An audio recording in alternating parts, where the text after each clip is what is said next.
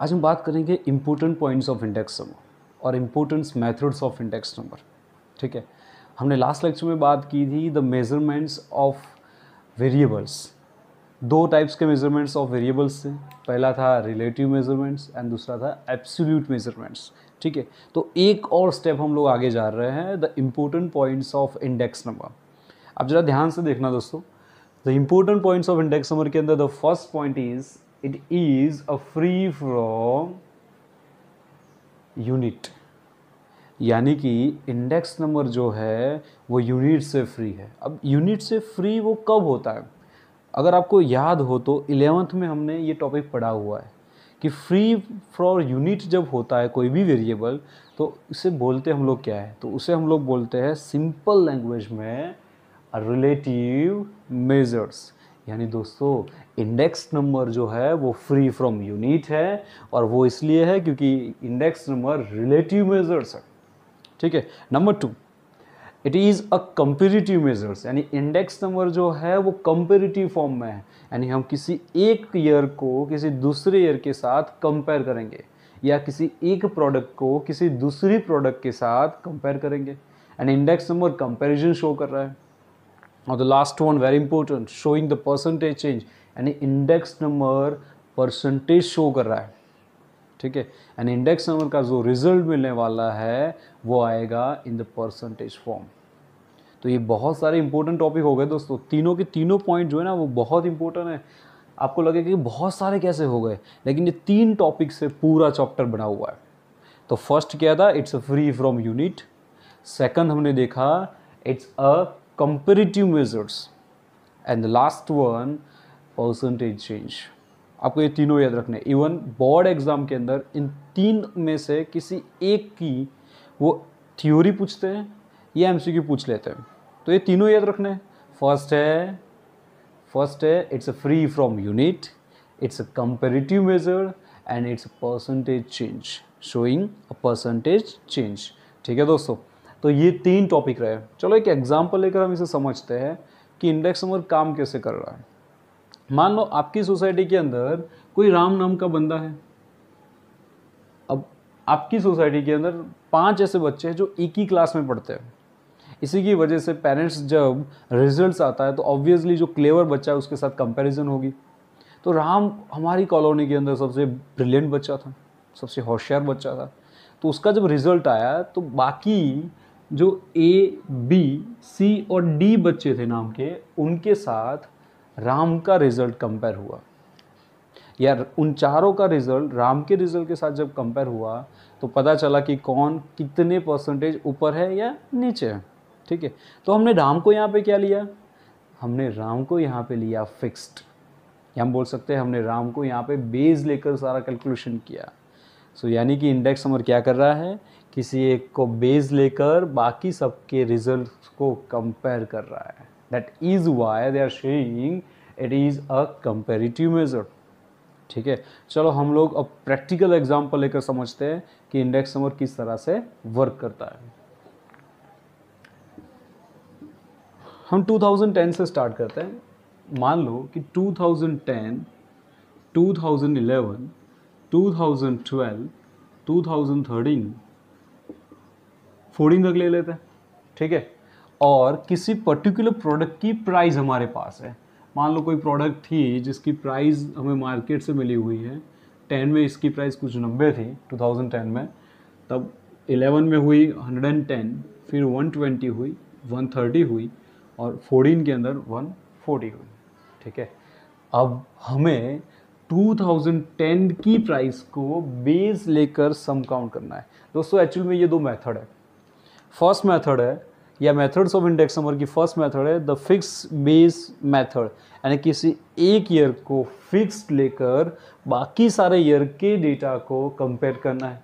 ठीक है, उसका फॉर्मूला है the values of variable in the current year divide by the values of variable in a base year.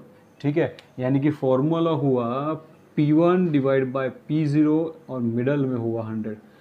P1 का मतलब होता है दोस्तों current year, price of current year. P0 का मतलब होता है प्राइस ऑफ बेस ईयर। चलो हमने 2010 2010 के ईयर को बेस लिया हुआ है, तो हमारे बेस ईयर की प्राइस क्या हुई, या हमारा P0 क्या हुआ, P0 हुआ 90। ठीक है, चलो तो उसके डेफिनेशन या उसके इक्वेशन के हिसाब से हम लोग काम करते हैं। याद रखो दोस्तों कि किसी भी सम के अंदर अगर आपको बेस ईयर दिया हुआ है तो बेस ईयर का इंडेक्स नंबर 100 होता है, वो कभी चेंज नहीं होता है। यानी कि बेस ईयर का इंडेक्स नंबर फाइनल रहा कितना, 100। ठीक है, चलो अब अकॉर्डिंग टू मेथड हम लोग स्टार्ट करते हैं कैलकुलेशन ऑफ 2011। करंट ईयर की प्राइस है 110 और हमने बेस क्या लिया था 2010, यानी बेस प्राइस हुई हमारी 90। तो 110 डिवाइड बाय 90 इंटू 100। अगर 2012 की बात करें तो करंट ईयर की प्राइस है 120, बेस ईयर की प्राइस थी अगेन 90 और इंटू 100। फिर से 2013 में करंट ईयर की प्राइस है 130, हमारा बेस ईयर 10 था इसलिए प्राइस हुई 90 और ये अगेन 10 और 140 है इस 2014 की करंट प्राइस। हमारा बेस ईयर 2010 था इसलिए उसकी प्राइस हो गई हमारी P0 90। अगर आप कॉमनली देखोगे तो राम यहाँ पे हुआ बेस, यानी कि 2010 की प्राइस हुई क्या, बेस। अब जरा ध्यान से देखो, बेस ईयर को छोड़ के 11 में 90, 12 में 90, 13 में 90 और अगेन 14 में भी हमने 90 लिया हुआ है।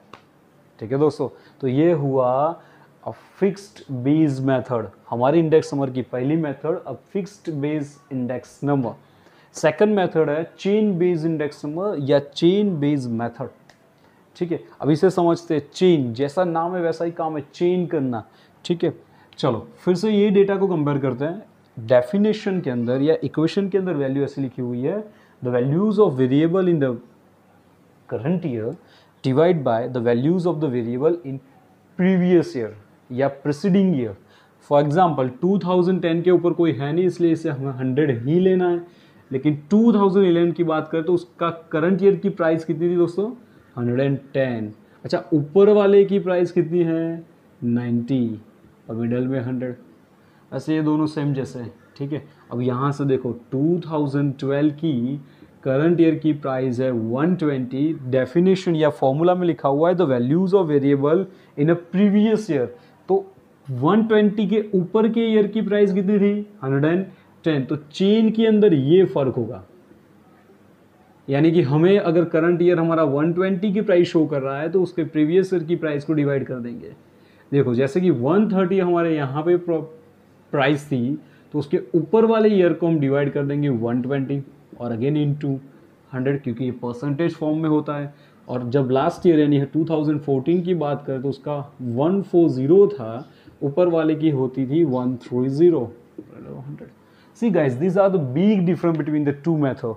फिक्स्ड के अंदर हमारा बेस ईयर जो था वो फिक्स्ड था, यानी उसकी जो प्राइस थी या P0 था वो फिक्स्ड था, लेकिन चेन के अंदर फिक्स्ड ईयर कोई है नहीं, इसलिए वहाँ पे क्या होगा, अगर 2014 आपका करंट ईयर है तो 2013 आपका हुआ बेस ईयर। अगर मान लो 2012 आपका करंट ईयर होता है तो 2011 हुआ आपका बेस ईयर। तो this is the two methods of calculating a simple index number. ठीक है दोस्तों, तो ये आपको याद रखना है। दोनों मेथड के अंदर है क्या, फिक्स्ड में बेस ईयर फिक्स्ड होता है और चेन के अंदर जो प्रीवियस ईयर है या जो प्रीसीडिंग ईयर है वो ही होगा आपका बेस ईयर। ठीक है दोस्तों, मैंने जानबूझ के अभी सिर्फ दो ही मेथड को लिया हुआ है क्योंकि आज जो 5 टॉपिक हमने डिस्कस किया हुआ है ना वो बहुत इंपॉर्टेंट है बाकी सारे चैप्टर का बिल्डिंग कंस्ट्रक्ट करने के लिए। क्यों, क्योंकि ये 3 पॉइंट और ये 2 पॉइंट मिलाकर पूरा चैप्टर बना रहा है।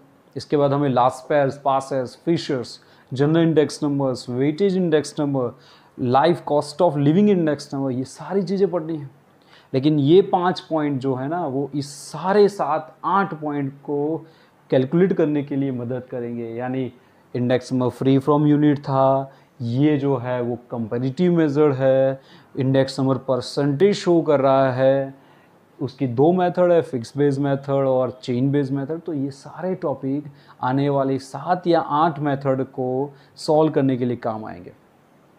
तो आपको आज क्या करना है, ये जितने टॉपिक मैंने आज पढ़ाए हैं उसको सबको अच्छे से रिवाइंड कर लो, और हम वेरी नेक्स्ट वीडियो में मिलने वाले हैं, और उसके अंदर हम बहुत ही डिटेल में जाएंगे कि जो सबसे इम्पोर्टेंट पोर्शन है आपके चैप्टर का, index number. So next lecture जो है वो मिस मत करना दोस्तों, ठीक है। अगर कोई डाउट है तो आप मुझे कॉल कर सकते हो। Okay, thank you very much.